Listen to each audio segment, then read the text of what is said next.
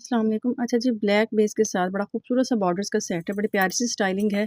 ये आप यहाँ से कट वर्क करके यूज़ करेंगे, आप इसमें यहाँ पे कोई हैंगिंग भी हैंग कर सकते हैं और मेरी सजेशन है कि आप जो होती है ना इसकी मिरर वाली हैंगिंग्स वो हैंग करें, तो टसल्स के साथ तो बड़ी खूबसूरत सी ट्रेडिशनल सी इसकी लुक आएगी।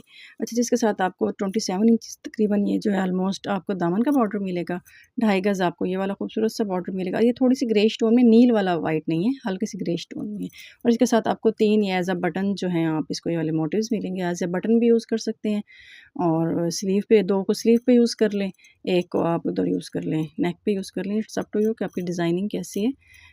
ठीक है, 2.5 गज़ आपकी लेफ्ट और राइट पैनल पे आराम से पूरी आ जाएगी। बड़ी प्यारा सा कुर्ता स्टाइल में आप इसको तैयार कर सकते हैं।